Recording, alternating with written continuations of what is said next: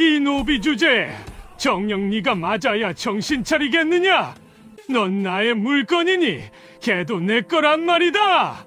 조선 철종 연간 경상도 어느 산골 마을엔 덕녀라는 색시가 살고 있었습니다. 나이는 25쯤 되었는데 얼굴은 동그스름하게 생겼습니다. 몸집은 보통이 아니었지요. 이 색시가 참 통통했습니다. 키는 그리 크지 않았는데 몸은 두둑하니 살이 올라서 걸어다니는 모습이 느릿느릿했습니다.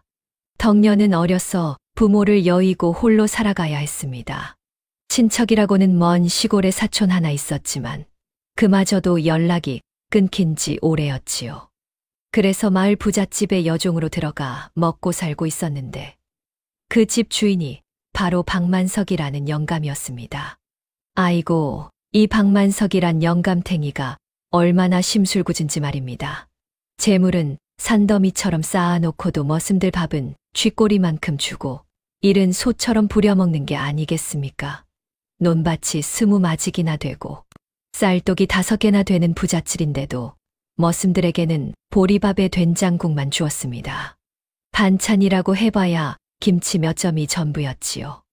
동네 사람들이 뒤에서 구두쇠방 영감, 쇠똥구리 영감이라고 수군거릴 정도였습니다. 장에 나가도 한 푼이라도 깎으려고 안간힘을 쓰고 머슴들 옷도 해지고 달아서 누더기가 되어도 새로 해주지 않았지요. 박만석의 집에는 머슴이 넷이 있었는데 덕녀는 그 중에서도 제일 천대를 받았습니다. 왜냐하면 말입니다. 덕녀가 워낙 뚱뚱하다 보니 일을 해도 다른 머슴들보다 느렸고 밥은 많이 먹으니 박만석이 눈의 가시로 여겼던 게지요. 이 뚱보 계집아, 밥은 소만큼 처먹으면서 일은 왜 이리 느리냐? 박만석이 호통을 치면 덕녀는 고개를 푹 숙이고 눈물만 뚝뚝 흘렸습니다. 대꾸라도 했다간 당장 쫓겨날 판이었으니 꾹 참을 수밖에 없었지요. 더 기가 막힌 건 박만석의 마누라였습니다. 박씨 마누라는 덕녀를 볼 때마다 코웃음을 치며 비아냥거렸습니다. 저런 뚱보가 시집이나 가겠나? 쯧쯧, 밥통만 크면 뭐하나. 저 나이 먹도록 혼처 하나 안 들어오는 게 당연하지. 박씨 마누라가 이렇게 말하면 옆에 있던 다른 머슴들도 키득키득 웃곤 했습니다. 덕녀는 그럴 때마다 가슴이 찢어지는 것 같았지만 내색할 수가 없었지요. 그저 고개만 더 숙이고 눈물을 삼킬 뿐이었습니다. 마을 사람들도 덕녀를 보면 수군거렸습니다. 장에 나가면 아낙네들이 힐끔힐끔 쳐다보며 뒤에서 속닥거렸지요. 저 색시 참 뚱뚱하구먼. 저러니 시집을 못 가지. 박 영감댁에서 머슴살이 한다지. 그 인색한 양반 밑에서 밥은 제대로 먹기나 하는지 모르겠네. 밥을 많이 먹어서 저리 살이 쪘나 보지. 에그머니, 저러고도 부끄럽지 않은가. 덕녀는 그런 소리가 들릴 때마다 귀를 막고 싶었습니다. 하지만 그럴 수도 없었지요. 그저 빨리 보리를 보고 집으로 돌아가는 수밖에 없었습니다. 덕녀의 유일한 친구는 복실이라는 강아지였습니다. 이 복실이란 녀석도 참 특이했는데 강아지 주제에 배가 두둑하니 불룩 나온 게 마치 항아리 같았지요. 털은 누렇고 귀는 축 처져 있었는데 걸어다니는 모습이 뒤뚱뒤뚱해서 볼 때마다 웃음이 나올 지경이었습니다. 꼬리는 짧고 통통했고 다리도 짧아서 뛰어다닐 때면 온몸이 출렁거렸습니다. 복실이는 원래 박만석이 키우던 개였는데 하도 먹기만 하고 쓸모가 없다고 내쫓으려 했었지요. 집을 지키는 것도 아니고 사냥을 하는 것도 아니고 그저 밥만 축 내니 박만석이 골치 아파했습니다. 이 쓸모없는 게 자실, 밥만 처먹고 하는 일이 뭐냐? 당장 내쫓아버려야겠어. 박만석이 막대기를 들고 복실이를 쫓아내려 했을 때였습니다. 덕녀가 불쌍히 여겨 말렸지요. 나으리, 제가 제 밥을 조금씩 떼어 먹이겠사옵니다. 제발 한 번만 봐주시옵소서. 덕녀가 애원하자 박만석은 코웃음을 쳤습니다. 뚱보끼리 정이 드는 모양이로구나. 좋아, 내 밥을 주는 거라면 상관없지. 하지만 내 밥 한 톨이라도 축낸다면 그때는 둘 다 내쫓을 줄 알아라. 그날부터 덕녀는 자기 밥을 조금씩 떼어 복실이에게 주었습니다. 그러다 보니 복실이는 덕녀만 졸졸 따라다니게 되었지요. 덕녀가 가는 곳이면 어디든 따라다녔습니다. 밭에 가면 밭둑에 앉아 기다렸고, 빨래하러 가면 개울가에서 기다렸습니다. 장작을 패러 가면 장작더미 옆에 앉아 있었고, 외양간 청소를 할 때도 옆에서 지켜봤습니다. 어느 봄날 아침이었습니다. 덕녀는 새벽부터 일어나 마당을 쓸고 있었는데, 복실이가 옆에 앉아서 꼬리를 살랑살랑 흔들며 지켜보고 있었지요. 덕녀는 쓸다 말고 복실이를 내려다보며 쓸쓸하게 웃었습니다. 복실아, 세상에서 너만 내 편이구나. 고맙다. 덕녀가 중얼거리자 복실이는 고개를 갸웃거리며 덕녀를 올려다봤습니다. 그 눈망울이 참 맑고 순해 보였습니다. 마치 덕녀의 말을 다 알아듣는 것 같았지요. 그때였습니다. 박만석이 사랑채에서 나오더니 벼락같이 소리를 질렀습니다. 이 게으른 년, 해가 중천에 떴는데 아직도 마당 쓸고 있어. 얼른 정지에 가서 아침상 차려. 사실 해는 이제 막 떠올랐을 뿐이었습니다. 하지만 박만석은 늘 이런 식이었지요. 박만석의 고함 소리에 덕녀는 화들짝 놀라 빗자루를 내던지고 정지로 뛰어갔습니다. 복실이도 뒤뚱뒤뚱 따라갔지요. 정지에 들어가니 다른 머슴 하나가 벌써 와서 불을 지피고 있었습니다. 석 달 전에 들어온 젊은 머슴이었는데 덕녀보다는 나았지만 역시 박만석한테 구박을 받는 처지였지요. 덕녀는 황급히 쌀을 씻어 솥에 안치고 된장찌개를 끓이기 시작했는데 손이 부들부들 떨렸습니다. 또 꾸중을 들을까 봐 겁이 났던 게지요. 불을 지피느라 땀이 비 오듯 쏟아졌지만 쉴 틈이 없었습니다. 밥을 지어 상을 차려 사랑채로 들고 가니 박만석과 박씨 마누라가 상을 받더니 얼굴을 찌푸렸습니다. 이게 뭐야? 반찬이 이것밖에 없어. 나물 하나 더 해오지 않고. 박씨 마누라가 짜증을 내며 말하자 덕녀는 얼른 대답했지요. 죄송하옵니다, 마님. 당장 더 해오겠나이다. 덕녀는 또다시 정지로 달려가 나물을 무쳐서 가져왔고 그제야 박만석 부부는 밥을 먹기 시작했습니다. 덕녀는 한쪽 구석에 무릎을 꿇고 앉아서 혹시 또 심부름이 있을까 싶어 기다리고 있었습니다. 다리가 저리고 배는 고팠지만 움직일 수가 없었지요. 밥을 다 먹은 박만석이 덕녀를 힐끔 보더니 오늘 할 일을 지시했습니다. 밭에 가서 김을 메고 빨래를 하고 장작을 패고 저녁에는 외양간 청소까지 하라는 겁니다. 해가 20개라도 모자랄 판이었지요. 덕녀는 고개만 끄덕일 뿐이었습니다. 어쩌겠습니까? 먹고 살려면 참아야 하는 게 아니겠습니까? 덕녀는 박만석 부부가 먹고 남은 밥을 허겁지겁 먹었습니다. 찬밥이었지만 배가 고파서 맛도 모르고 삼켰지요. 복실이에게도 밥 한 숟갈을 떼어 주었습니다. 복실이는 냠냠 맛있게 먹었습니다.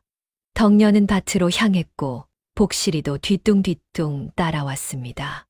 밭에 도착해서 호미를 들고 김을 매기 시작했는데 해는 뜨겁게 내리쬐고 땀은 비 오듯 쏟아졌습니다.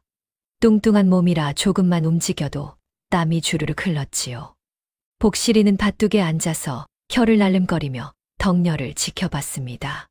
가끔 덕녀가 쉬면 다가와서 덕녀 손을 핥아주곤 했는데 그럴 때마다 덕녀는 복실이 머리를 쓰다듬으며 쓸쓸하게 웃었습니다.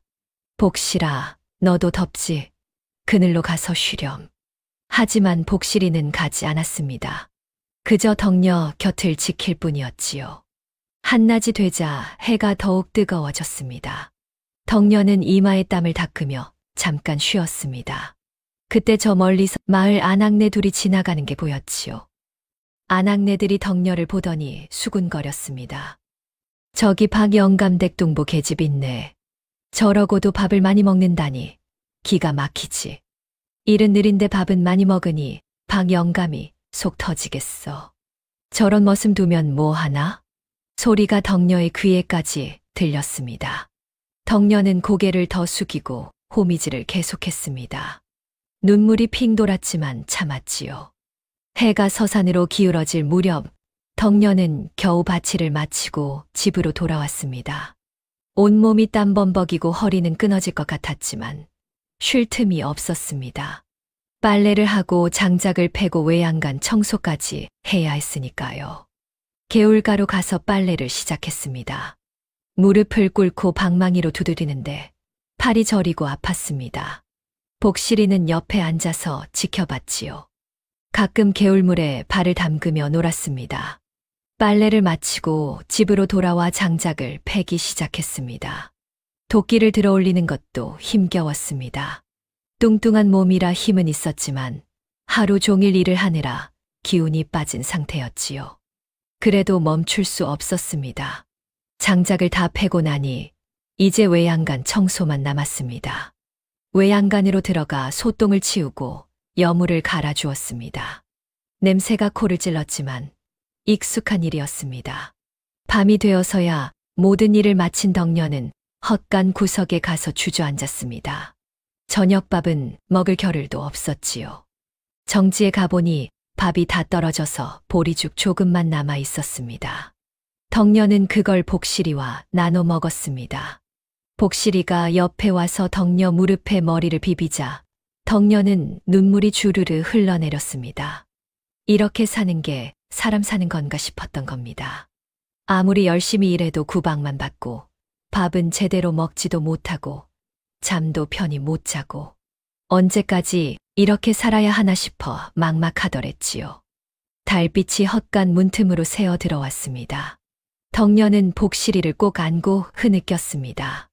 복실이는 가만히 있으면서 덕녀 손을 핥아주었지요. 복실아, 우리 언제쯤 이 고생에서 벗어날 수 있을까? 덕녀가 중얼거렸지만 복실이는 대답할 수 없었습니다. 그저 꼬리만 살랑살랑 흔들 뿐이었지요. 하나 덕녀는 아직 몰랐습니다.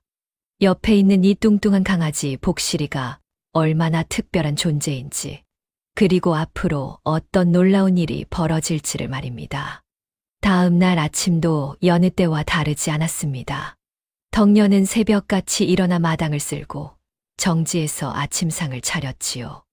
박만석 부부는 여전히 트집을 잡았고 덕녀는 여전히 고개를 숙이고 참았습니다. 아침을 마치고 덕녀는 뒷산으로 나무를 캐러 갔습니다. 박씨 마누라가 오늘 저녁에는 나물이 있어야 한다고 했거든요. 복실이도 뒤뚱뒤뚱 따라왔습니다. 산길을 오르는데 복실이가 갑자기 멈춰 섰습니다. 코를 킁킁거리더니 이상한 행동을 하기 시작했지요. 꼬리를 흔들며 어느 방향을 가리키는 것 같았습니다. 복실아, 왜 그러니? 뭐가 있니? 덕녀가 물었지만 복실이는 계속 코를 킁킁거렸습니다. 평소와는 다른 행동이었지요. 보통은 덕녀 옆에 얌전히 앉아 있는데 오늘은 무언가에 홀린 듯 킁킁거리며 돌아다녔습니다. 그러더니 갑자기 어느 쪽으로 뛰어가기 시작했습니다. 뒤뚱뒤뚱한 몸으로 제법 빠르게 달렸지요. 복실아, 어디 가니? 기다려. 덕녀는 황급히 복실이를 따라갔습니다. 숨이 턱까지 차올랐지만 복실이를 놓칠 수 없었습니다. 산길을 헤치고 나무 사이를 지나며 따라갔지요. 복실이는 숲속 깊숙이 들어가더니 한 나무 밑에서 멈춰 섰습니다. 큰 소나무였는데 나이가 꽤 들어 보이는 고목이었지요. 복실이는 그 나무 밑에서 앞발로 땅을 파기 시작했습니다. 덕녀가 헐떡이며 다가갔습니다. 복실이는 열심히 땅을 팠습니다. 앞발로 파고 코로 흙을 밀어내고 또 파고 정말 열심히 파더랬지요. 덕녀가 다가가서 보니 복실이가 판 자리에 뭔가 있었습니다. 흙을 헤치고 꺼내 든 덕녀는 깜짝 놀랐지요. 산삼을 발견한 것이었습니다. 귀한 산삼 말입니다. 크기는 작았지만 분명 산삼이었습니다. 덕녀도 어릴 적에 어머니한테서 산삼 그림을 본 적이 있었거든요. 뿌리가 사람 모양처럼 생긴 게 틀림없는 산삼이었지요. 잎도 5개로 갈라져 있고 줄기도 붉은 빛이 돌았습니다. 덕녀는 가슴이 두근거렸습니다. 산삼은 귀한 약재였습니다. 병든 사람을 살리는 영약이라고 했지요. 장에 내다 팔면 꽤 큰 돈을 받을 수 있을 터였습니다. 덕녀는 조심스럽게 산삼을 캐기 시작했습니다. 뿌리가 상하면 값이 떨어진다고 어머니가 말씀하신 게 기억났거든요. 손가락으로 조심조심 흙을 파내고 뿌리를 다치지 않게 살살 꺼냈습니다. 산삼을 다 캐내자 덕녀는 치마폭에 조심스럽게 싸서 넣었습니다. 그리고 복실이 머리를 쓰다듬었지요. 복실아, 내가 이걸 어떻게 찾았니? 대단하구나. 덕녀가 복실이 머리를 쓰다듬자 복실이는 꼬리를 살랑살랑 흔들었습니다. 마치 자랑스러운 듯이 말이지요. 그런데 복실이는 거기서 멈추지 않았습니다. 또다시 코를 킁킁거리더니 다른 곳으로 뛰어갔습니다. 덕녀는 놀라서 또 따라갔지요. 이번에는 조금 더 멀리 갔습니다. 개울을 건너고 바위를 돌아서 갔습니다. 복실이는 또 다른 나무 밑에서 멈춰 섰습니다. 이번에는 참나무였지요. 복실이는 또 땅을 파기 시작했습니다. 덕녀가 다가가 보니 역시나 산삼이 있었습니다. 이번 것은 조금 더 컸지요. 아까 것보다 2배는 되어 보였습니다. 덕녀는 믿을 수가 없었습니다. 한 번도 아니고 2번이나 산삼을 찾다니. 평생 산에서 살아도 산삼 한 번 보기 힘들다는데 하루에 2번이나 찾다니 말입니다. 이게 우연일까요? 덕녀는 복실이를 물끄러미 바라봤습니다. 복실이는 여전히 꼬리를 흔들며 덕녀를 올려다봤습니다. 그 눈망울이 반짝반짝 빛났지요. 마치 나 잘했지? 하고 묻는 것 같았습니다. 덕녀는 2번째 산삼도 조심스럽게 캐냈습니다. 역시나 뿌리를 다치지 않게 살살 파냈지요. 치마폭에 넣으니 묵직했습니다. 그리고 복실이를 꼭 안아주었습니다. 복실아, 내가 이걸 찾아낼 줄이야. 정말 신기하구나. 덕녀의 목소리가 떨렸습니다. 기쁨과 놀라움이 뒤섞인 목소리였지요. 하지만 복실이는 아직도 멈추지 않았습니다. 3번째로 또 다른 곳을 향해 뛰어갔지요. 덕녀는 이제 알았습니다. 복실이가 산삼 냄새를 맡을 수 있다는 걸 말입니다. 복실이는 산등성이 너머로 갔습니다. 덕녀는 숨을 헐떡이며 따라갔지요. 뚱뚱한 몸으로 산을 오르니 힘들었지만 멈출 수가 없었습니다. 3번째 장소는 큰 바위 옆이었습니다. 복실이는 바위 그늘진 곳을 파기 시작했지요. 이번에는 좀 깊이 파야 했습니다. 복실이가 열심히 파고 덕녀도 손으로 도왔습니다. 드디어 나타난 3번째 산삼은 처음 2개보다 훨씬 컸습니다. 덕녀의 손바닥만 했지요. 뿌리도 굵고 튼튼해 보였습니다. 이 정도 크기면 장에서 은자 선원양은 받을 수 있을 터였습니다. 덕녀는 떨리는 손으로 3번째 산삼도 캐냈습니다. 정말 조심스럽게 뿌리 하나 다치지 않게 캐냈지요. 이제 치마폭이 묵직했습니다. 산삼 3뿌리가 들어 있었거든요. 복실이는 또 다른 곳으로 가려고 했습니다. 하지만 덕녀가 말렸지요. 복실아, 이제 그만 가자. 너무 많이 캐면 산신령님이 노하실지도 몰라. 덕녀가 말하자 복실이는 고개를 갸웃거렸습니다. 하지만 더 이상 땅을 파지는 않았지요. 덕녀를 따라 산을 내려왔습니다. 산을 내려오는 동안 덕녀는 생각에 잠겼습니다. 복실이가 산삼을 찾아낼 수 있다니 이건 정말 놀라운 일이었습니다. 혹시 복실이가 보통 개가 아닌 걸까요? 어머니가 살아 계실 때 해주신 이야기가 생각났습니다. 옛날 옛적에 신령한 짐승들이 있었다고. 그 짐승들은 사람을 도와주고 복을 가져다 준다고 했지요. 혹시 복실이도 그런 신령한 존재는 아닐까요? 마을 어귀에 다다르자 덕녀는 걱정이 되기 시작했습니다. 이 산삼을 어떻게 해야 할까요? 박만석한테 말하면 당장 빼앗길 게 뻔했습니다. 이게 어디서 났느냐? 내 산에서 났으니 내 것이다. 박만석이 그렇게 우길 게 분명했지요. 그리고 복실이가 산삼을 찾는다는 걸 알면 복실이를 빼앗아 가서 자기가 쓸 게 뻔했습니다. 덕녀는 산삼을 옷 속 깊숙이 숨겼습니다. 아무한테도 들키면 안 되었습니다. 나무를 몇 개 캐서 바구니에 담고 집으로 돌아왔지요. 집에 도착하니 박만석이 사랑채 앞에 앉아 있었습니다. 덕녀를 보더니 눈을 흘겼습니다. 2년이 나물 캐러 간다더니 이제야 오느냐? 산에서 놀다 왔나? 덕녀는 황급히 고개를 숙였습니다. 죄송하옵니다. 나으리. 나물이 잘 없어서 멀리까지 갔사옵니다. 박만석은 코웃음을 쳤지만 더 이상 뭐라 하지 않았습니다. 덕녀는 재빨리 정지로 들어가 나무를 손질했지요. 옷 속에 숨긴 산삼이 자꾸 신경 쓰였지만 태연한 척했습니다. 저녁상을 차려 박만석 부부에게 갖다 드리고 덕녀는 헛간으로 갔습니다. 복실이가 이미 헛간에서 기다리고 있었지요. 덕녀는 사방을 살폈습니다. 아무도 없는 걸 확인하고 옷 속에서 산삼을 꺼냈습니다. 달빛 아래서 산삼이 은은하게 빛났습니다. 정말 귀한 것이었지요. 새 뿌리를 나란히 놓고 보니 감개무량했습니다. 이게 다 복실이 덕분이었습니다. 덕녀는 복실이를 꼭 안아주었지요. 복실아, 정말 고맙다. 내가 아니었으면 평생 이런 걸 볼 수 없었을 거야.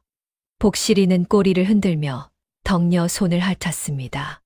덕녀는 생각했습니다. 이걸 팔면 돈을 벌 수 있을 거라고. 하지만 어디서 팔아야 할까요? 마을장에서 팔면 소문이 퍼질 게 뻔했습니다. 그러면 박만석이 알아챌 거였지요. 저 뚱보 여종이 산삼을 팔았다더라. 어디서 났을까? 혹시 박영감댁 산에서 캔 거 아닌가? 박영감한테 말해야 하는 거 아닌가? 이런 소문이 퍼지면 끝장이었습니다. 덕녀는 며칠을 고민했지요. 사흘째 되는 날, 덕녀는 결심을 굳혔습니다. 다음 장날에 이웃 고을장으로 가서 팔기로 한 겁니다. 그곳이라면 아는 사람이 없을 테니까요. 하지만 그 사이에도 복실이는 가만히 있지 않았습니다. 이틀 후 덕녀가 또 산에 나물 캐러 갔을 때였지요. 복실이가 또 산삼을 찾아냈습니다.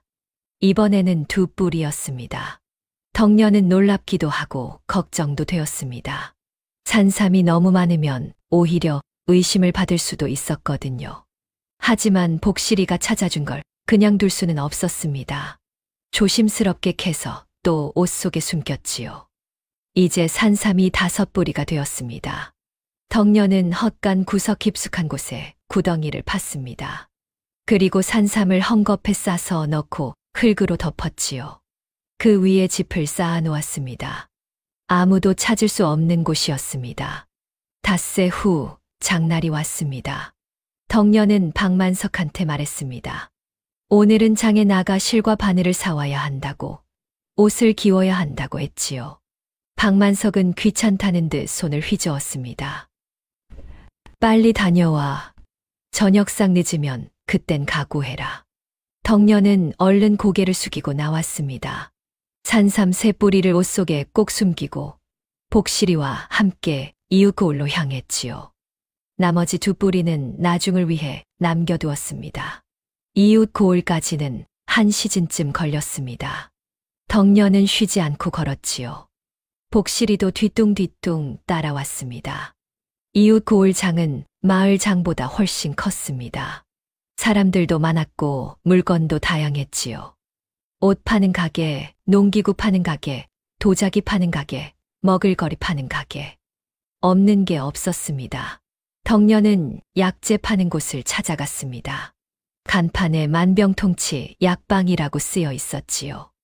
안으로 들어가니 온갖 약재가 진열되어 있었습니다. 말린 약초, 뿌리, 나무 껍질. 냄새도 독특했습니다. 약재상 주인은 50줄쯤 되어 보이는 영감이었습니다. 수염이 길고 눈빛이 날카로웠지요. 덕녀를 보더니 물었습니다. 무슨 일이오? 덕녀는 조심스럽게 산삼을 꺼내 보였습니다. 영감의 눈이 번쩍 뜨였습니다. 오호, 이거 산삼이로구먼. 어디서 났소? 영감이 물었습니다. 덕녀는 떨리는 목소리로 대답했지요. 뒷산에서 캤사옵니다. 영감은 산삼을 이리저리 살폈습니다. 뿌리를 만져보고 냄새도 맡아봤지요. 잎도 보고 줄기도 봤습니다. 한참을 살피더니 고개를 끄덕였습니다. 이거 진짜 산삼이 맞구먼. 크기도 제법 되고. 이 큰 놈은 은자단양 주겠소. 은자단양. 덕녀는 가슴이 쿵 하고 내려앉았습니다. 그건 엄청난 돈이었습니다. 1년 내내 종살이를 해도 벌기 힘든 돈이었지요. 하지만 덕녀는 욕심을 부리지 않았습니다. 더 달라고 할 용기도 없었지요. 그저 고맙다고 고개를 숙였습니다. 영감은 은자단양을 내주었습니다. 덕녀는 떨리는 손으로 받아 품속 깊이 넣었습니다. 나머지 산삼 2개도 팔았지요.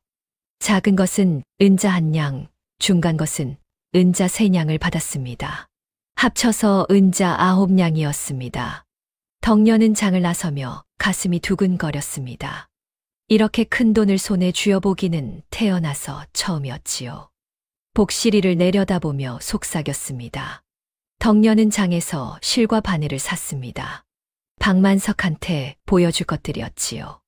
그리고 복실이한테 줄 말린 생선도 조금 샀습니다. 집으로 돌아오는 길, 덕녀는 생각했습니다. 이 돈을 어떻게 써야 할까? 당장 박만석한테서 벗어날 수는 없었습니다. 갈 곳이 없었으니까요. 하지만 이 돈을 모으면 언젠가는 자유로워질 수 있을 거라고 생각했습니다.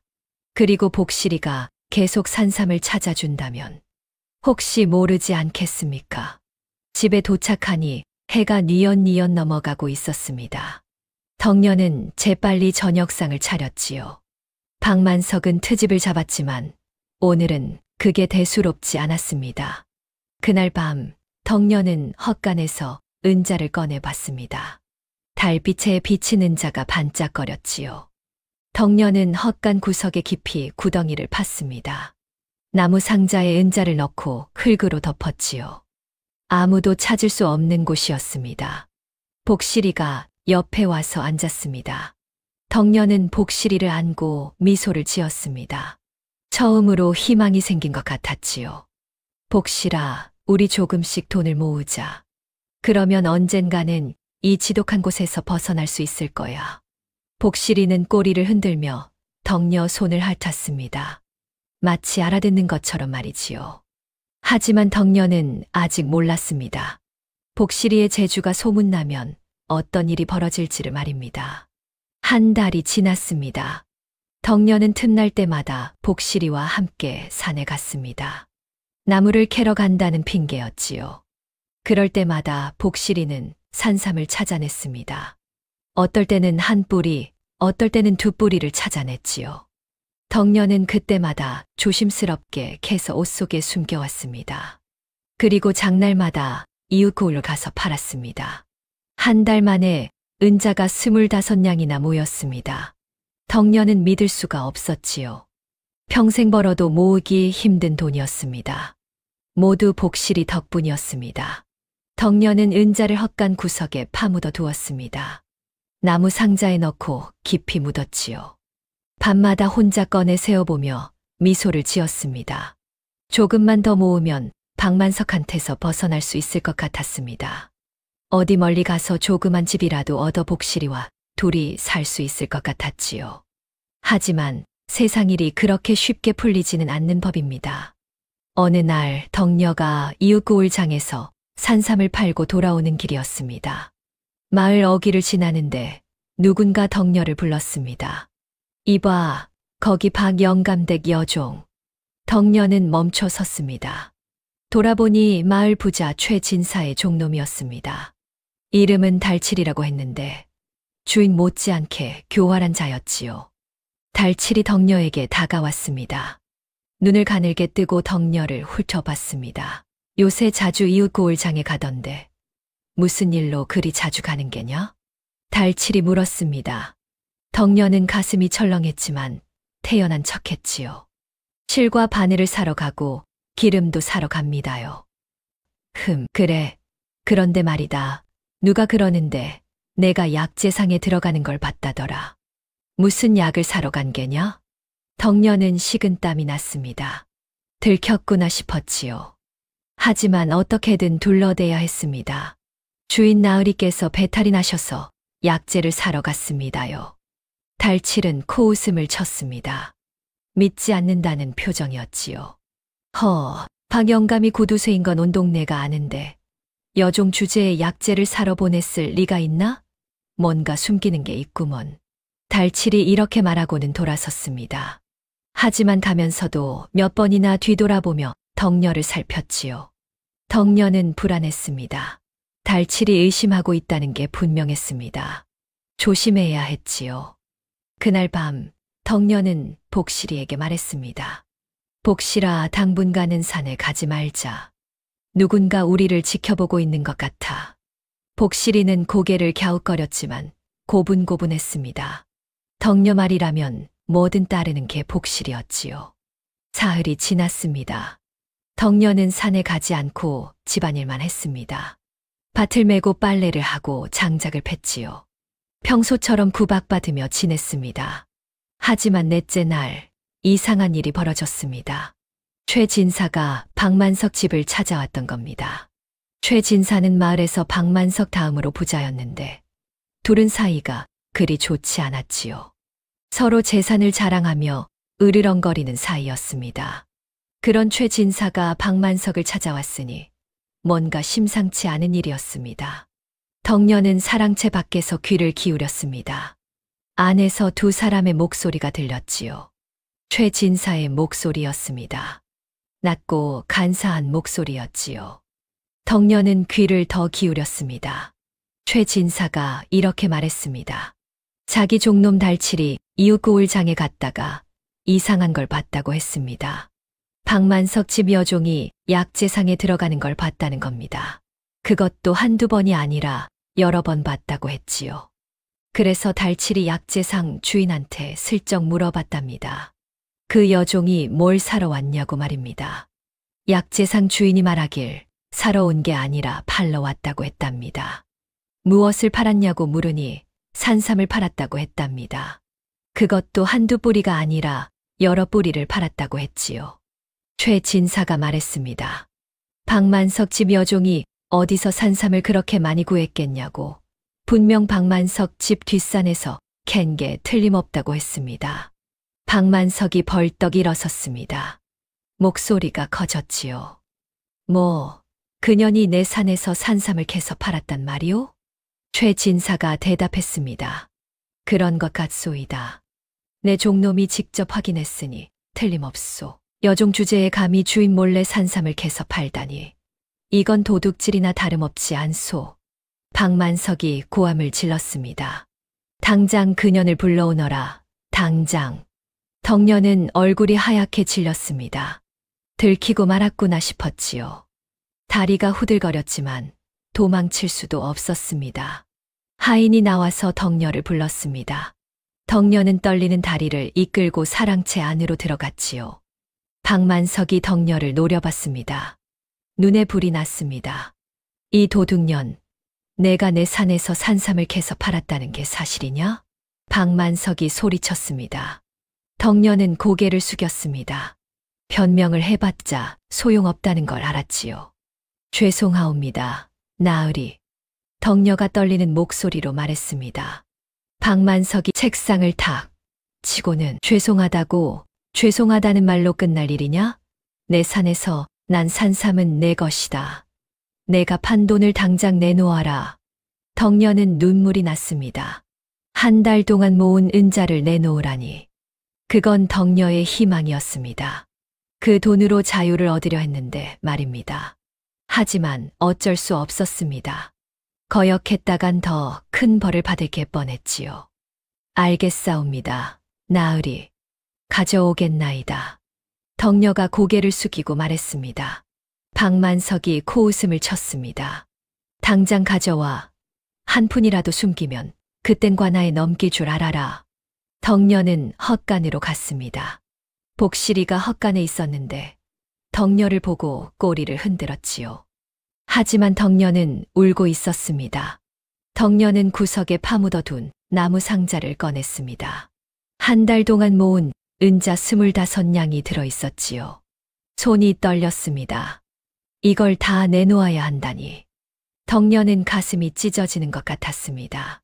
하지만 어쩔 수 없었지요.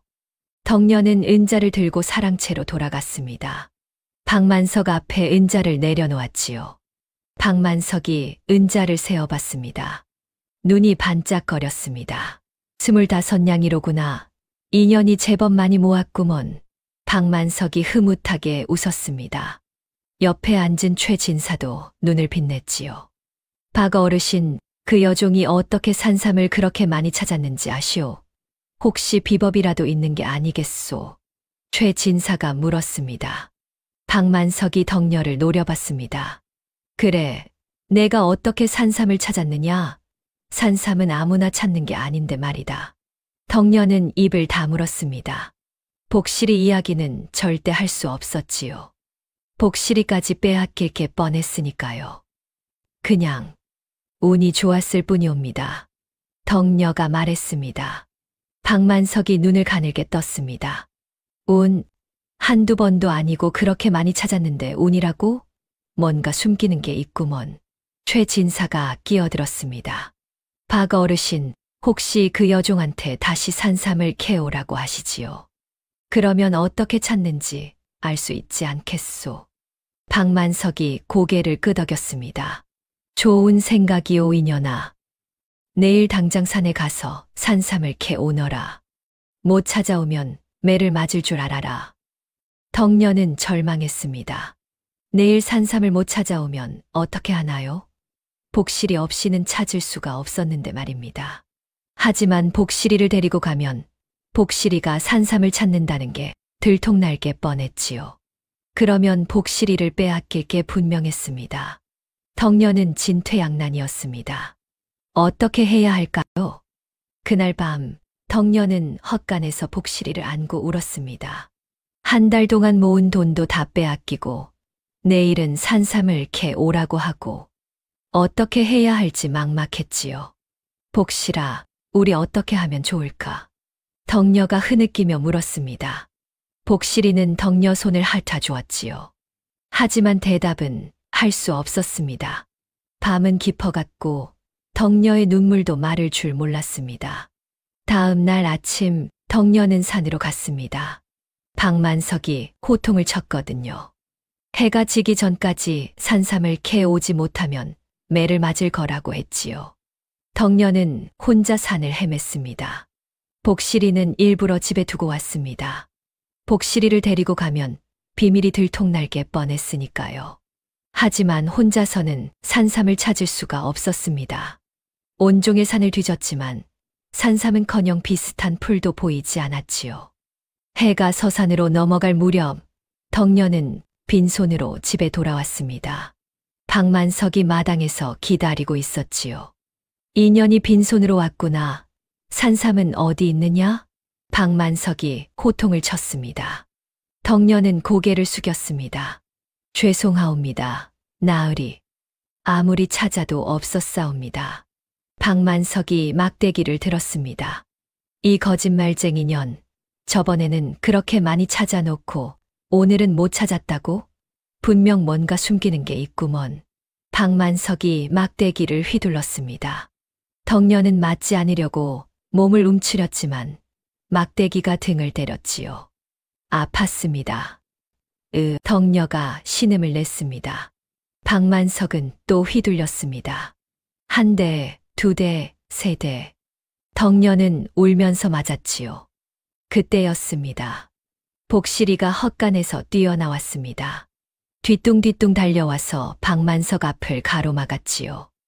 으르렁거리며 덕녀를 보호했습니다. 이 개 자식이. 박만석이 복실이한테도 막대기를 휘둘렸습니다. 복실이가 맞고 깽깽 소리를 냈지요. 하지만 물러서지 않았습니다. 덕녀가 울면서 복실이를 안았습니다. 복실아, 됐어. 그만. 덕녀가 복실이를 끌어안고 헛간으로 들어갔습니다. 박만석은 침을 뱉으며 사랑채로 들어갔지요. 그날 밤 덕녀는 등에 맞은 자리가 욱신거렸습니다. 하지만 그보다 마음이 더 아팠지요. 복실이도 맞았는데 말입니다. 복실아, 미안해. 내가 나를 보호하려다가 맞았구나. 덕녀가 복실이를 쓰다듬으며 말했습니다. 복실이는 꼬리를 흔들며 덕녀 손을 핥았지요. 이틀 후 또 이상한 일이 벌어졌습니다. 최 진사가 다시 박만석을 찾아왔던 겁니다. 이번에는 뭔가 꾀를 낸 모양이었지요. 덕녀는 또 사랑채 밖에서 귀를 기울였습니다. 안에서 두 사람의 목소리가 들렸습니다. 최 진사가 말했습니다. 저번에 여종이 산삼을 못 찾아왔다는 게 수상하다고 했지요. 분명 비법이 있는데 숨기는 게 틀림없다고 했습니다. 그래서 말인데 자기가 직접 여종과 함께 산에 가서 지켜보면 어떻겠냐고 했습니다. 그러면 어떻게 산삼을 찾는지 알 수 있을 거라고 했지요. 박만석이 좋다고 했습니다. 그리고 자기도 같이 가겠다고 했습니다. 산삼을 찾는 비법을 자기도 알아야 한다고 했지요. 덕녀는 가슴이 철렁했습니다. 두 사람이 같이 따라온다니 이제 정말 끝장이구나 싶었습니다. 다음 날 박만석과 최 진사가 덕녀를 불렀습니다. 오늘 산에 가서 산삼을 캐라고 했지요. 자기들도 같이 가겠다고 했습니다. 덕녀는 어쩔 수 없이 따라 나섰습니다. 복실이도 뒤뚱뒤뚱 따라왔지요. 박만석이 복실이를 보더니 코웃음을 쳤습니다. 저 쓸모없는 개도 따라오는구먼. 뭐 상관없지. 박만석은 복실이가 산삼을 찾는다는 걸 상상도 못했습니다. 최 진사도 마찬가지였지요. 산 위로 올라갔습니다. 덕녀는 일부러 느릿느릿 걸었습니다. 시간을 끌려고 했지요. 하지만 박만석이 재촉했습니다. 빨리 가지 못할까? 해 지기 전에 산삼을 찾아야 할 게 아니냐? 덕녀는 할 수 없이 걸음을 빨리 했습니다. 복실이는 덕녀 옆을 따라왔지요. 산 중턱쯤 왔을 때였습니다. 복실이가 갑자기 코를 킁킁거리기 시작했습니다. 그리고는 어느 쪽으로 뛰어가려고 했지요. 덕녀는 깜짝 놀라 복실이를 불렀습니다. 복실아, 이리 와. 하지만 복실이는 이미 뛰어가고 있었습니다. 뒤뚱뒤뚱 달려가서 한 나무 밑에서 멈춰 섰지요. 그리고는 앞발로 땅을 파기 시작했습니다. 박만석과 최 진사가 그 모습을 봤습니다. 두 사람은 서로를 쳐다봤지요. 저 개가 뭘 하는 거요? 최 진사가 물었습니다. 박만석이 다가갔습니다. 복실이가 판 자리를 보니 뭔가 있었습니다. 박만석이 흙을 헤치고 꺼내 들었지요. 산삼이었습니다. 박만석의 눈이 휘둥그레졌습니다. 최 진사도 달려왔습니다. 이게 산삼이 아니오? 저 개가 산삼을 찾아낸 거요. 최 진사가 놀라서 말했습니다. 박만석은 복실이를 물끄러미 바라봤지요. 허허, 이 개 자식이 산삼을 찾는 코를 가졌구먼. 박만석이 중얼거렸습니다. 그 눈빛이 탐욕으로 번득였지요. 덕녀는 가슴이 철렁 내려앉았습니다. 들키고 말았구나 싶었습니다. 복실이를 빼앗길 게 분명했지요. 최 진사가 말했습니다. 박 어르신, 이 개를 팔지 않겠소. 내가 은자 100냥을 주겠소. 은자 100냥, 엄청난 돈이었습니다. 박만석이 눈을 빛냈지요. 하지만 박만석은 고개를 저었습니다. 안 돼요. 이 개는 내 것이니 팔 수 없소. 이 개로 내가 산삼을 캐면 되지 않겠소. 최 진사가 얼굴을 찌푸렸습니다. 그렇다면 같이 캐는 게 어떻겠소? 이 개로 산삼을 캐서 반반 나누는 거요. 박만석이 잠시 생각하더니 고개를 끄덕였습니다. 좋소. 그리하기로 하지요. 두 사람은 복실이를 데리고 산삼을 찾기 시작했습니다. 복실이는 또 다른 곳에서 산삼을 찾아냈지요. 그리고 또 찾아냈습니다. 한 시즌 만에 산삼을 5뿌리나 찾았습니다. 박만석과 최 진사는 기뻐서 어쩔 줄 몰랐지요. 허허, 이 개만 있으면 부자가 되겠구먼. 그렇고 말고 매일 산에 와서 산삼을 캐면 되지 않겠소. 두 사람은 흥분해서 떠들었습니다. 덕녀는 멀찌감치 서서 그 모습을 지켜봤지요. 가슴이 아팠습니다. 복실이를 빼앗기고 말았구나 싶었습니다. 산을 내려오는 길, 박만석이 말했습니다.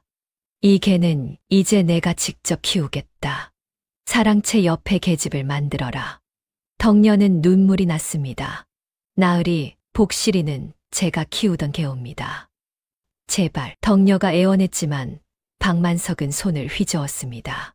닥쳐라. 이 개는 원래 내 것이었다. 내가 돌본 건 그저 내 허락을 받은 것뿐이다.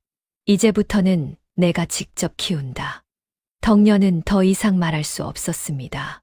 복실이는 덕녀를 돌아보며 킁킁거렸지요. 하지만 박만석이 복실이를 끌고 갔습니다. 그날부터 복실이는 사랑채 옆의 집에 갇혔습니다. 박만석이 직접 밥을 주고 돌봤지요. 덕녀는 멀리서 복실이를 바라볼 수밖에 없었습니다. 복실이도 덕녀를 그리워했습니다. 덕녀가 지나갈 때마다 킁킁거리며 따라오려고 했지요. 하지만 줄에 묶여 있어서 갈 수가 없었습니다. 이틀 후 박만석과 최진사는 다시 산에 갔습니다. 이번에는 복실이만 데리고 갔지요. 덕녀는 필요 없다고 했습니다. 두 사람은 복실이를 앞세우고 산을 헤맸습니다. 복실이는 산삼을 찾아냈지요. 하나, 둘, 셋. 또 여러 뿌리를 찾아냈습니다. 박만석과 최진사는 신이 났습니다. 산삼을 캐면서 벌써 얼마나 팔지 계산하고 있었지요. 이게 하나면 평생 놀고 먹겠소. 그렇고 말고 매일 산에 와서 산삼만 캐면 되지 않겠소. 두 사람은 웃으며 떠들었습니다. 하지만 복실이는 힘들어했습니다. 덕녀 없이 산삼을 찾는 게 싫었던 겁니다. 그래도 어쩔 수 없이 찾았지요. 사흘째 되는 날이었습니다. 박만석과 최진사는 또 산에 갔습니다. 이번에는 더 깊은 산속으로 들어갔지요. 산삼이 더 많을 거라고 생각했습니다. 복실이는 열심히 산삼을 찾았습니다. 하나를 찾고 또 하나를 찾았지요. 그런데 이상한 일이 벌어졌습니다. 복실이가 어느 바위 밑을 열심히 파기 시작했습니다. 박만석과 최진사가 기대하며 다가갔지요. 복실이가 뭔가를 파냈습니다. 박만석이 얼른 집어들었습니다. 그런데 이게 웬일입니까? 산삼이 아니었습니다. 뿌리가 굵고 크긴 했지만 산삼과는 모양이 달랐지요. 냄새도 달랐습니다. 최진사가 코를 킁킁거리며 말했습니다. 이건 더덕이 아니오? 더덕이었습니다. 산삼이 아니라 그냥 더덕이었지요. 박만석이 얼굴을 붉혔습니다. 이게 자식이 더덕을 캐왔구먼. 산삼인 줄 알고 기대했더니 최진사도 실망했습니다. 더덕은 산삼만큼 귀하지 않았거든요. 값도 훨씬 쌌지요. 하지만 그게 끝이 아니었습니다. 복실이는 또 다른 곳을 팠습니다. 이번에도 뭔가 큰 걸 찾아냈지요. 박만석이 기대하며 꺼내 들었습니다. 또 더덕이었습니다. 박만석이 화를 냈습니다. 이 쓸모없는 게 자식, 더덕만 찾아오다니. 복실이는 꼬리를 흔들며 박만석을 올려다봤습니다. 자기가 잘했다는 듯이 말이지요. 박만석과 최진사는 허탈했습니다. 산삼을 기대하고 왔는데 더덕만 잔뜩 했으니 말입니다. 그래도 포기할 수 없었지요. 두 사람은 복실이를 재촉했습니다. 더 찾아라. 산삼을 찾으라고. 복실이는 또 열심히 찾았습니다. 하지만 이번에도 더덕이었지요. 그 다음에도 또 그 다음에도 더덕만 찾아냈습니다. 박만석이 복실이를 발로 찼습니다. 이 못난 개 자식, 산삼은 어디 있고 더덕만 캐오느냐. 복실이는 깽깽 울었습니다. 하지만 산삼은 더 이상 찾지 못했지요. 해가 저물어갈 무렵 박만석과 최진사는 허탈하게 산을 내려왔습니다. 자루에는 더덕만 가득했지요. 복실이는 지쳐서 헥헥거리며 따라왔습니다. 발에 상처도 났고 털도 엉망이었지요. 집에 도착하자 박만석이 복실이를 계집에 쳐넣었습니다. 쓸모없는 개 같으니라고 오늘은 밥도 주지 마라. 박만석이 소리쳤습니다. 복실이는 계집에 웅크리고 앉았지요. 밤이 되었습니다. 덕녀는 몰래 복실이한테 갔습니다. 복실이가 덕녀를 보고 꼬리를 흔들었지요. 덕녀는 자기 저녁밥을 조금 떼어서 복실이에게 주었습니다. 복실이는 냠냠 먹었습니다. 복실아, 힘들었지. 고생했어. 덕녀가 복실이를 쓰다듬으며 말했습니다. 복실이는 덕녀 손을 핥았지요. 덕녀는 생각했습니다. 복실이가 일부러 더덕만 찾은 건 아닐까. 복실이가 영리해서 박만석이 싫어서 일부러 산삼 대신 더덕을 찾은 건 아닐까. 덕녀는 미소를 지었습니다. 그럴 수도 있겠다 싶었지요. 하지만 덕녀는 아직 몰랐습니다. 더 큰 일이 벌어질 거라는 걸 말입니다. 다음 날 박만석과 최진사는 또 산에 갔습니다. 이번에는 더 멀리 가기로 했지요. 깊은 산 속에 가면 산삼이 더 많을 거라고 생각했습니다. 복실이도 끌고 갔습니다. 복실이는 지쳐 보였지만 박만석은 아랑곳하지 않았지요. 그리고 이번에는 최진사가 자기 종놈 달치리도 데리고 왔습니다. 산삼을 더 많이 캐려면 일손이 필요하다고 했지요. 4명이 산을 올랐습니다. 박만석, 최진사, 달치리, 그리고 복실이었지요. 덕녀는 집에 남았습니다. 산속 깊이 들어갔습니다. 평소에는 가지 않던 곳이었지요. 나무가 울창하고 풀이 무성했습니다. 짐승 소리도 가끔 들렸지요. 복실이는 코를 킁킁거리며 앞장섰습니다. 그리고 한 곳에서 멈춰 섰지요. 땅을 파기 시작했습니다. 박만석이 달려왔습니다. 이번에는 산삼이겠지. 제발 산삼이어라. 박만석이 기대하며 말했습니다. 복실이가 뭔가를 파냈지요. 박만석이 집어들었습니다. 이번에는 산삼이었습니다. 크고 튼튼한 산삼이었지요. 오, 드디어 산삼이로구나. 박만석이 기뻐하며 소리쳤습니다. 최진사도 달려와서 산삼을 봤지요. 허허, 역시 깊은 산에 오니 좋은 게 나오는구려. 두 사람은 다시 희망을 품었습니다. 복실이가 또 다른 곳을 찾아냈지요. 이번에도 산삼이었습니다. 박만석과 최진사는 신이 났습니다. 계속 더 깊이 들어갔지요. 하지만 너무 깊이 들어간 게 문제였습니다. 복실이가 또 한 곳을 파기 시작했습니다. 박만석과 최진사가 다가갔지요. 그때였습니다. 풀숲에서 무언가 움직이는 소리가 들렸습니다. 우지끈, 바스락. 달치리가 뒤를 돌아봤습니다. 그리고 비명을 질렀지요. 호랑이. 호랑이였습니다. 큰 호랑이가 풀숲에서 나타났지요. 눈이 번쩍이고 이빨이 드러났습니다. 박만석과 최진사는 얼어붙었습니다. 달치리는 다리가 풀려서 주저앉았지요. 호랑이가 으르렁거렸습니다. 그리고 천천히 다가왔습니다. 살려주시오. 달치리가 울부짖었습니다. 호랑이는 달치리를 노려봤지요. 박만석과 최진사는 황급히 뒤로 물러났습니다. 자기들끼리 살겠다고 도망치려 했지요. 복실이는 그 모습을 보고 있었습니다. 복실이도 겁이 났지만 가만히 서 있었지요. 호랑이가 달치리한테 달려들려는 순간이었습니다. 복실이가 갑자기 짖기 시작했습니다. 멍멍멍멍. 복실이의 짖는 소리가 산에 울렸습니다. 호랑이가 복실이를 돌아봤지요. 복실이는 계속 짖으며 다른 쪽으로 뛰어갔습니다. 호랑이의 관심을 끌려고 했던 겁니다. 호랑이가 복실이를 쫓아갔습니다. 복실이는 뒤뚱뒤뚱 도망쳤지요. 호랑이는 빨랐지만 복실이는 나무 사이로 숨으며 도망쳤습니다. 그 사이에 박만석과 최진사는 달치리를 끌고 산을 내려갔습니다. 정신없이 도망쳤지요. 복실이는 한참을 도망치다가 개울로 뛰어들었습니다. 물을 첨벙첨벙 건너서 반대편으로 갔지요. 호랑이는 개울 앞에서 멈춰 섰습니다. 호랑이는 한참을 으르렁거리다가 돌아갔습니다. 복실이는 가까스로 살았습니다. 복실이는 젖은 몸으로 떨고 있었습니다. 무서웠지만 사람들을 살렸습니다. 한참 후 복실이는 산을 내려갔고 집으로 돌아갔습니다. 박만석과 최진사는 벌써 집에 도착해 있었습니다. 박만석이 복실이를 보더니 코웃음을 쳤습니다. 쓸모없는 개 같으니라고. 호랑이 때문에 산삼도 못 캐고 왔구먼. 박만석은 복실이가 자기들을 살렸다는 걸 고마워하지 않았습니다. 오히려 산삼을 못 캐서 화가 났지요. 복실이는 계집으로 돌아갔습니다.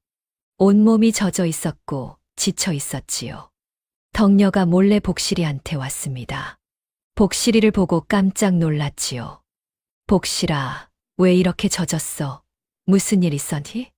덕녀가 복실이를 닦아주며 물었습니다. 복실이는 킁킁거렸지요. 덕녀는 박만석한테서 호랑이 이야기를 들었습니다. 복실이가 사람들을 살렸다는 걸 알았지요. 복실아, 내가 그 사람들을 살렸구나.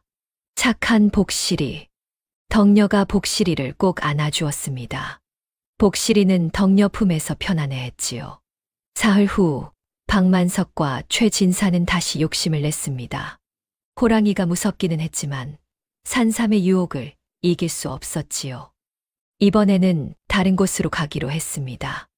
호랑이가 없는 산 반대편으로 가기로 했지요. 또 복실이를 끌고 갔습니다. 복실이는 지쳐 보였지만 박만석은 아랑곳하지 않았습니다. 산 반대편으로 올라갔습니다. 이곳은 풀이 더 많았지요. 온갖 풀과 나무가 자라고 있었습니다. 복실이는 코를 킁킁거리며 걸었습니다. 그리고 한 곳에서 멈춰 섰지요. 땅을 파기 시작했습니다. 박만석이 달려왔습니다. 이번에는 뭐냐? 또 더덕이냐? 박만석이 의심스럽게 말했습니다. 복실이가 뭔가를 파냈지요. 박만석이 집어들었습니다. 뿌리가 굵고 잎이 넓었습니다. 산삼처럼 보였지요. 오, 이번에는 큰 게 나왔구먼. 박만석이 기뻐하며 말했습니다. 최진사도 다가와서 봤지요. 허허, 크기가 보통이 아니구려. 이건 비싸게 팔 수 있겠소. 두 사람은 신이 났습니다. 복실이가 또 다른 곳을 찾아냈지요. 이번에도 비슷한 뿌리를 파냈습니다. 박만석과 최진사는 자루에 가득 담았습니다. 오늘은 대박이라고 생각했지요. 산을 내려와서 집으로 돌아왔습니다. 박만석이 흐뭇하게 웃었습니다. 오늘 캔 것들을 내일 장에 내다 팔아야겠소. 큰 돈을 벌겠구려. 최진사도 고개를 끄덕였습니다. 좋소이다. 내일 아침 일찍 장에 갑시다. 그날 저녁 박만석은 기분이 좋았습니다. 술을 마시며 최진사와 떠들었지요. 하지만 밤중에 이상한 일이 벌어졌습니다. 박만석이 갑자기 배를 움켜쥐고 신음하기 시작했습니다. 배가 아파. 박만석이 신음했습니다. 최진사도 마찬가지였지요. 나도 배가 아파. 두 사람은 뒹굴며 아파했습니다. 배가 뒤틀리는 것 같았지요. 박씨 마누라가 황급히 의원을 불렀습니다. 의원이 와서 두 사람을 살폈지요. 의원이 물었습니다. 오늘 무얼 먹었냐고, 이상한 걸 먹지 않았냐고 했습니다. 박만석이 신음하며 말했습니다. 저녁에 산삼을 달여서 먹었다고 했지요. 오늘 캔 산삼이 너무 좋아 보여서 한 뿌리를 먹어봤다고 했습니다. 의원이 남은 뿌리를 보더니 얼굴이 굳어졌습니다. 이건 산삼이 아니옵니다. 독초입니다. 의원이 소리쳤습니다. 박만석과 최진사는 깜짝 놀랐지요. 뭐고? 이건 동미나리 뿌리입니다. 산삼과 비슷하게 생겼지만 독이 있는 풀이옵니다. 의원이 설명했습니다. 박만석과 최진사는 얼굴이 하얗게 질렸지요. 의원이 급히 약을 다렸습니다. 두 사람에게 먹였지요. 한참을 토하고 나서야 조금 나아졌습니다. 다음 날 아침 박만석과 최진사는 침대에 누워 있었습니다. 기운이 하나도 없었지요. 박만석이 신음하며 말했습니다. 그 개 자식이 독초를 캐왔구먼. 최진사도 한숨을 쉬었습니다. 산삼인 줄 알았더니 독초였다니. 두 사람은 후회했습니다. 욕심을 부린 게 화근이었지요. 사흘 동안 두 사람은 알아누웠습니다. 배탈이 심해서 꼼짝도 못했지요. 마을 사람들이 소문을 들었습니다. 박영감이 독초를 먹고 배탈이 났다더라. 산삼인 줄 알고 먹었다가 큰일 날 뻔했다지. 욕심을 부리다가 화를 당했구먼. 사람들은 혀를 찼습니다. 박만석이 평소 구두쇠라 인심도 없었거든요. 아무도 동정하지 않았지요. 일주일 후 박만석과 최진사는 겨우 일어났습니다. 하지만 기운이 없었지요. 박만석이 복실이를 보더니 한숨을 쉬었습니다. 이 개는 쓸모가 없구먼. 더덕이나 캐오고 독초나 캐오고 차라리 내쫓아버릴까. 박만석이 중얼거렸습니다. 하지만 아직 산삼에 대한 욕심을 버리지 못했지요. 최진사가 말했습니다. 박 어르신, 혹시 그 여종이 비법을 알고 있는 게 아니겠소? 그 여종이 있을 때는 산삼을 잘 찾았지 않소? 박만석이 고개를 끄덕였습니다. 그럴지도 모르겠소. 여종을 다시 데리고 가봐야겠소. 다음 날 박만석이 덕녀를 불렀습니다. 내일 산에 가자. 내가 개를 데리고 산삼을 찾아라. 덕녀는 고개를 끄덕였습니다. 하지만 속으로는 걱정이 되었지요. 복실이가 일부러 더덕과 독초를 찾은 건 아닐까. 복실이가 영리해서 나쁜 사람들을 혼내주려고 그런 건 아닐까. 덕녀는 복실이를 보며 생각했습니다. 복실이는 꼬리를 흔들며 덕녀를 올려다 봤지요. 그날 밤 덕녀는 복실이한테 가서 속삭였습니다. 복실아, 내일 산에 가면 산삼을 찾되 저 사람들이 못 가져가게 해줄래? 덕녀가 말하자 복실이는 고개를 갸웃거렸습니다. 하지만 뭔가 알아듣는 것 같았지요. 덕녀는 미소를 지었습니다. 내일은 또 어떤 일이 벌어질까요? 다음 날 아침 박만석은 덕녀와 복실이를 데리고 산으로 갔습니다. 최진사는 아직 몸이 안 좋아서 집에 남았지요. 산을 오르는 동안 박만석이 중얼거렸습니다. 오늘은 제대로 된 산삼을 찾아야 한다. 더덕이나 독초 같은 걸 캐오면 그땐 너희 둘 다 내쫓을 줄 알아라. 덕녀는 고개를 숙이고 복실이는 덕녀 옆을 따라왔지요.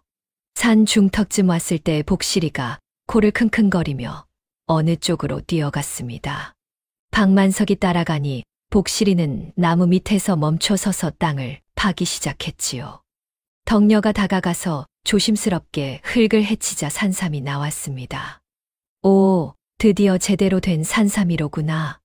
박만석이 산삼을 빼앗아 들고 자세히 살피니 크기도 좋고 모양도 좋았지요. 박만석은 흐뭇하게 웃으며 복실이를 따라다녔습니다. 복실이는 계속 산삼을 찾아냈고 한 시즌쯤 지나자 자루에 산삼이 5뿌리나 쌓였습니다. 허허, 오늘은 대박이로구나. 이 정도면 은자 20냥은 받겠어. 박만석이 혼자 좋아하며 계산하는 동안 덕녀는 멀찌감치 서서 지켜봤지요. 복실이가 또 다른 곳으로 갔는데 이번에는 바위 절벽 가까이였습니다. 복실이는 절벽 근처를 킁킁거리며 한 곳을 봤지요. 박만석이 욕심에 눈이 멀어 절벽 가까이 다가가서 몸을 숙여 산삼을 캐려는 순간 바위가 무너졌습니다. 우르르르, 으악. 박만석이 절벽 아래로 떨어졌는데 서너 길 정도 되는 절벽이었지만 바위와 나무에 부딪히며 떨어졌지요. 쿵. 다리가 부러진 것 같다. 박만석이 바닥에서 신음하며 다리를 움켜쥐고 자루에 담았던 산삼도 여기저기 흩어져 있었습니다. 덕녀는 위에서 내려다보다가 복실이를 보니 꼬리를 흔들며 덕녀를 올려다보고 있었지요. 마치 계획대로 되었다는 듯이 말입니다. 이년아, 빨리 내려와서 날 끌어올려라. 어서. 박만석이 소리쳤지만 덕녀는 한참을 망설이다가 절벽을 내려갔습니다. 박만석을 업고 천천히 산을 내려왔는데 무거웠지만 어쩔 수 없었지요. 한 시즌쯤 걸려서 마을에 도착한 덕녀는 박만석을 내려놓고 의원을 불렀습니다. 의원이 와서 박만석을 살피더니 말했지요. 다리가 부러졌습니다. 석 달은 꼼짝 못 하실 겁니다. 절대 움직이시면 안 됩니다. 다음 날 소문이 마을에 퍼지자 최 진사가 박만석을 찾아왔습니다. 박 어르신, 이제 그 개는 포기하시는 게 좋겠소. 호랑이한테 쫓기고 독초를 캐오고 이번에는 절벽에서 떨어지고 그 개는 재수가 없소. 박만석도 고개를 끄덕이며 말했습니다. 그런 것 같소. 이제 그 개는 됐소. 데려가시든지 마음대로 하시오. 최 진사도 고개를 저으며 한숨을 쉬었지요. 나도 이제 그만두겠소. 배탈도 나고 산삼도 제대로 못 캐고 욕심을 부린 게 화근이었소. 그날 저녁 박만석이 덕녀를 불렀습니다. 너 그 개를 데려가거라. 나는 이제 필요 없다. 그리고 너도 이제 그만 나가거라. 석 달 동안 내가 꼼짝 못하니 여종을 먹여 살릴 여유가 없다. 덕녀는 내쫓기는 것이지만 동시에 자유를 얻는 것이라 믿을 수가 없었습니다. 알겠사옵니다. 나으리. 다음 날 아침 덕녀는 헛간에서 자기 물건을 챙겼는데 낡은 옷 몇 벌이 전부였지요. 그리고 헛간 구석에 묻어둔 은자를 꺼내 나무 상자를 열어보니 은자 2냥이 남아 있었습니다. 25냥을 빼앗기고 남은 돈이었지요. 덕녀는 은자를 품에 넣고 복실이를 불렀습니다. 복실아, 이제 우리 떠나자. 복실이는 꼬리를 흔들며 따라왔고 덕녀는 박만석 집을 돌아보지도 않고 나섰습니다. 마을을 벗어나 이웃 고을로 향했는데 하루 종일 걸어서 해가 질 무렵 도착했지요. 작은 주막을 찾아서 하룻밤을 묵었습니다. 다음 날부터 덕녀는 일자리를 찾았지만 뚱뚱한 몸 때문에 아무도 거들떠보지 않았지요. 며칠을 헤매다가 덕녀는 한 가지 생각을 했습니다. 복실이와 함께 산삼을 캐서 파는 건 어떨까? 산으로 가서 복실이와 함께 산삼을 찾았는데 복실이는 여전히 산삼을 잘 찾아냈습니다. 사흘 동안 산삼을 5뿌리 캐서 장에 내다 팔아 은자 10냥을 받았지요. 덕녀는 그 돈으로 마을 끝자락에 조그만 오두막을 얻었는데 허름했지만 덕녀와 복실이가 살기에는 충분했습니다. 한 달이 지나는 동안 덕녀는 복실이와 함께 산삼을 캐서 팔았는데 많이 벌지는 못했지만 먹고 살기에는 충분했지요. 어느 날 덕녀는 장에서 약재상 주인을 만났는데 전에 산삼을 팔았던 그 주인이었습니다. 주인이 덕녀를 알아보고 말했지요. 아, 산삼을 가져오시던 분이시구먼. 요새도 산삼을 캐시는가? 그러하옵니다. 혹시 산삼을 구하는 법을 아시오? 요새 산삼이 귀해서 구하기가 힘든데 만약 꾸준히 공급해 주실 수 있다면 좋은 값에 사드리겠소. 덕녀는 복실이가 있으니 산삼을 꾸준히 구할 수 있다고 생각했습니다. 한 달에 3-4뿌리 정도는 구할 수 있을 것 같사옵니다. 주인이 기뻐하며 말했지요. 그렇다면 좋소. 한 뿌리당 은자 3냥씩 드리겠소. 어떻소? 은자 3냥. 덕녀는 놀랐는데 보통은 1냥에서 2냥 정도였거든요. 은자 3냥이요? 덕녀가 되물으니 주인이 웃으며 고개를 끄덕였습니다. 그렇소. 요새 산삼이 워낙 귀하니까 말이오. 게다가 당신이 가져오는 산삼은 품질이 좋소. 뿌리가 튼튼하고 모양도 좋더이다. 그러니 3냥을 드리는 거요. 덕녀는 가슴이 두근거렸는데 한 달에 3-4뿌리만 팔아도 은자 10냥 넘게 벌 수 있다는 얘기였지요. 고맙습니다요. 꼭 좋은 산삼만 가져오겠나이다. 덕녀가 허리를 굽혀 인사하니 주인도 흐뭇하게 웃었습니다. 좋소. 그럼 앞으로 잘 부탁하오. 그날부터 덕녀는 약재상과 거래를 시작했는데 한 달에 3-4뿌리씩 산삼을 팔면 주인은 약속대로 한 뿌리당 은자 3냥씩 주었지요. 덕녀는 처음으로 안정된 수입이 생겨서 한 달에 은자 10냥 넘게 벌었는데 박만석 집에서 1년 내내 일해도 못 벌던 돈이었습니다. 1년이 지나자 덕녀는 은자 100냥 넘게 모았고 그 돈으로 마당이 있는 조금 더 큰 집으로 이사했지요. 덕녀는 마당에 텃밭을 만들어 채소를 심었고 복실이는 마당을 뛰어다니며 놀았습니다.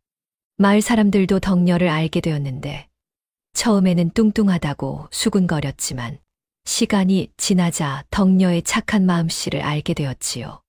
덕녀는 가난한 사람들을 도왔는데 약이 필요한 사람이 있으면 산삼을 나눠주기도 하고 아픈 사람이 있으면 돌봐주기도 했습니다.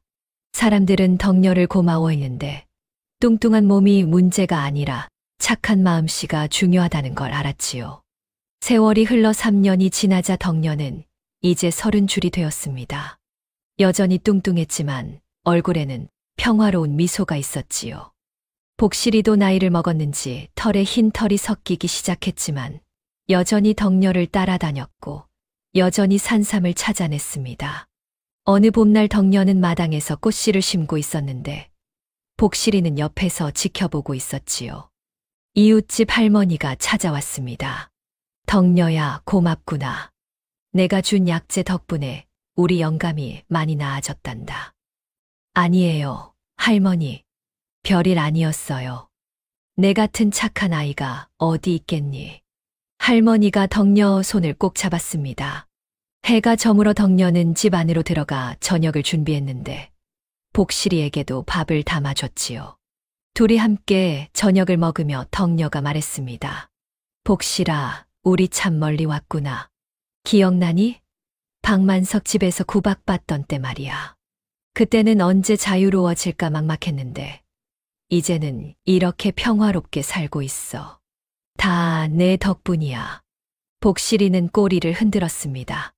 밤이 되어 덕녀는 마루에 앉아 달을 바라봤는데 환한 보름달이 떠 있었지요. 사람들은 욕심을 부리면 복을 얻는다고 생각하지만 덕녀는 깨달았습니다.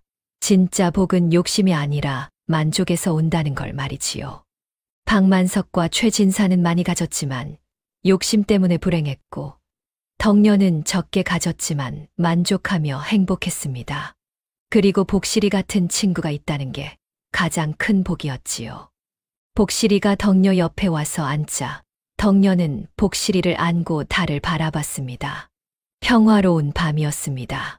사람은 누구나 복을 바랍니다. 하지만 진짜 복이 무엇인지 아는 사람은 많지 않지요. 박만석과 최진사처럼 욕심을 부리면 오히려 화를 당하는 법입니다. 호랑이한테 쫓기고 독초를 먹고 다리가 부러지는 게 아니겠습니까? 덕녀처럼 작은 것에 만족하고 착하게 살면 복이 찾아오는 법입니다. 구박받던 여종이 자유를 얻고 평화롭게 사는 게 바로 복이지요. 과한 욕심은 화를 부르는 법이고 착한 마음은 복을 부르는 법이랍니다. 진짜 친구가 옆에 있다면 그게 바로 가장 큰 복이라는 걸 잊지 마시길 바랍니다.